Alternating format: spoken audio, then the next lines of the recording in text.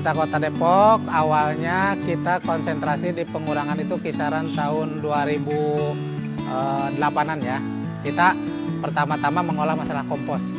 Dan sekitar 2 tahun terakhir kita konsentrasi juga di inovasi baru yaitu Magot. Bagaimana biar sampah itu tidak semua masuk TPA. Gitu aja awalnya. Gitu. Makanya kita melakukan inovasi-inovasi biar si sampah itu nggak masuk TPA. Dan ternyata alhamdulillah kita menemukan Magot itu.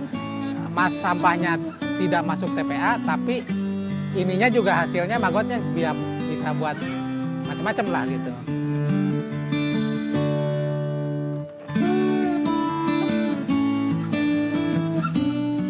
Biar di rumah tangga bisa sampahnya tidak masuk ke sini juga. Cuman kita mensolusikan memang rada susah itu.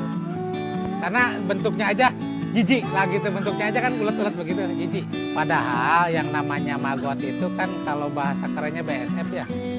Beda, Black Soldier Fortune dengan lalat hijau biasa beda. Ini malah lalat hitam loh yang tidak mengandung penyakit. Tapi ketika orang udah tahu itu ada manfaatnya ya nggak jijik lagi loh. Dan ternyata Magot itu banyak gunanya. Rata-rata sih kebanyakan sekarang untuk makan lele aja. Makan lele sama unggas, ayam, bebek, rata-rata itu makanya.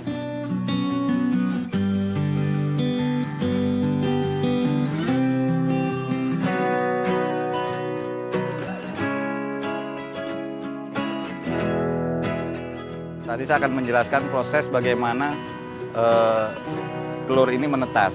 Ini bagaimana ada berbagai macam cara. Ada kita taruh di atas, nanti bawahnya kita kasih sampah organik. Setelah dia menetas, dia akan turun atau jatuh ke bawah. Ternyata dia sudah ada makanannya. Nah, ada kedua, kita langsung taruh di sampah organiknya, telurnya juga dia akan juga menetas. Dan yang penting kita hindari daripada sampah yang mengandung banyak belatung. Karena kalau di sini ada sampah organik yang ada belatung dari lalat biasa, telur ini akan habis dimakannya. Kemudian kita pindah ke bak pembesaran. Ini kita anggap bak pembesaran. Di sini sudah kita kasih sampah organik. Kalau di sini sekitar 10 gram, di sini sudah kita kasih sampah organik kurang lebih 10 kilo. Setelah dia berkembang 1 hari, 2 hari, 3 hari, nanti sekitar 10 hari atau 12 hari ini udah seperti ini. Nah, nanti setelah proses ini sudah 18 hari, dia akan berubah menjadi warna hitam. Ini warnanya seperti ini. Nah, ini yang dibilang pre-pupa, mendekati pupa. Nah, setelah ini nanti dia akan berubah menjadi pupa. Pupa itu Magot yang sudah tua, artinya nanti dia akan diam. Nanti Magot ini akan diam. Setelah Magot ini sudah hitam atau coklat semua, inilah yang nanti kita sistem breeding atau kita kandangin. Nah, di sini ada dua tempat breeding kami. Ini adalah wadah untuk pupa. Nah, seperti ini. Nah, di sini ini yang masih ada bak-bak di sini. Ini isinya adalah Magot yang sudah tua. Magot yang sudah tua, yang sebentar lagi akan menjadi lalat. Ini kita kandangin hitam di sini. Kenapa kita harus kandang hitam? Karena kalau kandang gelap di sini, Magot kalau kena sinar matahari dia aktif. Tapi kalau kita kasih kandang hitam seperti gelap, dia kurang aktif sehingga dia nanti akan cepat menjadi lalat. Kita di sini ada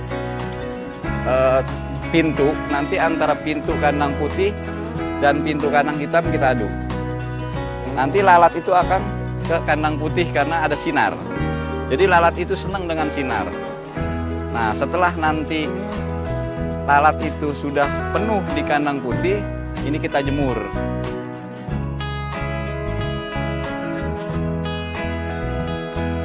BSF ini dia akan kawin dan akan aktif itu kalau kena sinar. Jadi harus kena sinar matahari dia.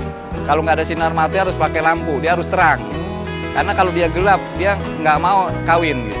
Jadi kalau dia terang, dia langsung kawin, cari pasangan, dia kawin, setelah kawin, dia akan mati.